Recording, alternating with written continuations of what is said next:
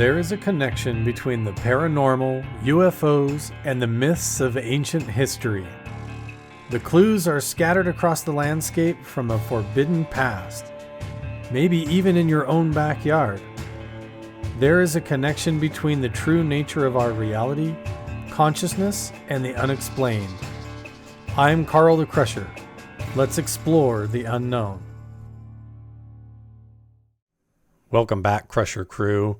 I have some more data and analysis on this interesting thing that we saw in the sky and then also down on the ground. This light that appeared down in the valley. As you guys know, I've been doing work in this area where I'm doing field expeditions in this valley full of ancient petroglyphs, dinosaur tracks that are petrified into the ground, and all sorts of interesting phenomena.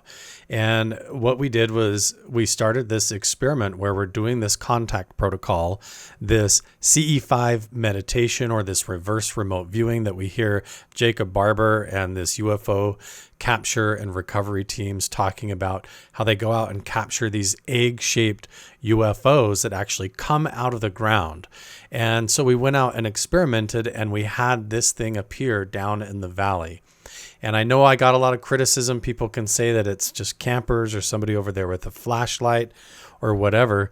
So I sent this footage to the team over at Hidden Worlds, and specifically my friend Steven, who works with them. He has been part of the Mystery at Blind Frog Ranch. He's also done work for the government that I'm not allowed to talk about, but he has a whole team, and what they do is they extract quantum data out of the video and photo data. So what he did was he took my video footage and he started to run it through his software and his entire quantum analysis process, and it came back with some pretty incredible results.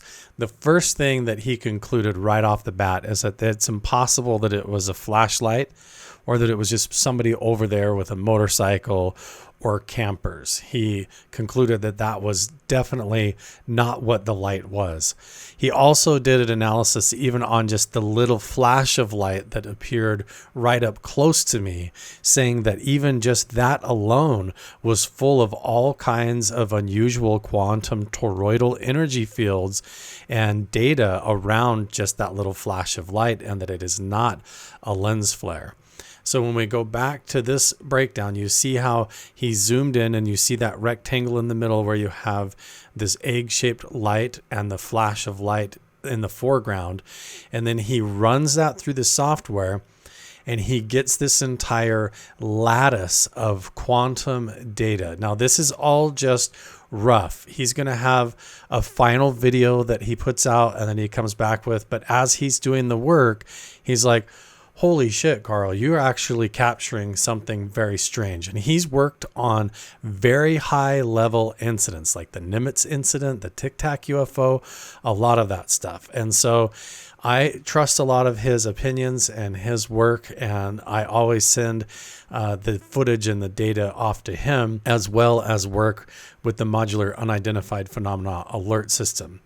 And also, one of the things that he did when you zoom in on this object, it definitely looks like there's an egg there with this strange plasma or quantum energy field around it.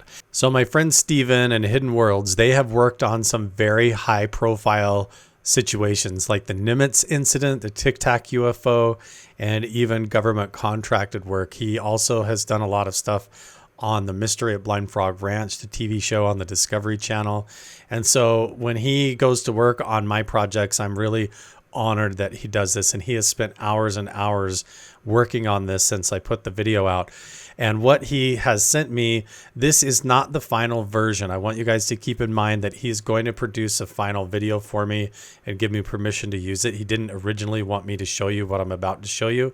So I have redacted a lot of parts of this, but I really think you deserve to know it. And his metaphors and the examples that he uses are spot on. It's just like everything else I've ever done for 10 years. USS Omaha, the Tic Tac, it doesn't matter. High strangeness, it's all the same. This looks like the Tic Tac. It looks like USS Omaha underneath the water. It's all the same. It's these horizontal lines of these toroidal chains and indexing valves. It's like looking at an automatic transmission valve body with fluid flow. I'm assuming you're here. Well, this is a zoom in, so you're way back here. But this goes all the way to you and around you and to me and to the moon. Apparently the whole universe is like this giant Hilbert space-filling curve cube. It's a beehive. There you go. There's the bee larva in their little... We're all in a gigantic cube beehive with layers. You know, those little boards, those slats that come out. And in between the slats, they can punch a portal and cross through. This is nuts. And I can even see some of them. And this isn't even finished. Let me stop it. Okay. Remember, this is still rough work print. But look at that. It's passing off these energies into these modular cells.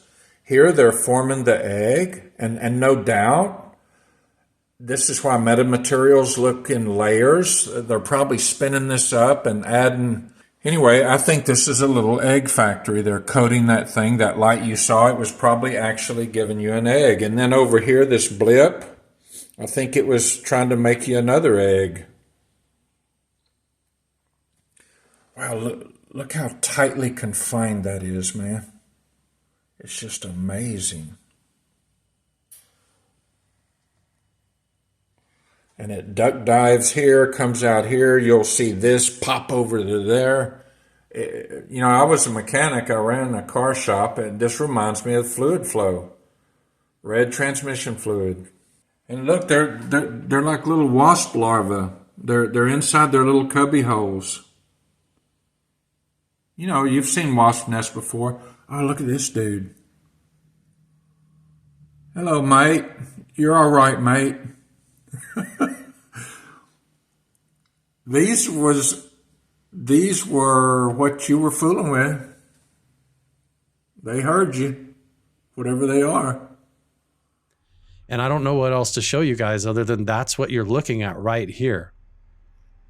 If it is somebody over there just with a flashlight, I'm not sure how they make the light look like the shape of a big egg on the ground over there.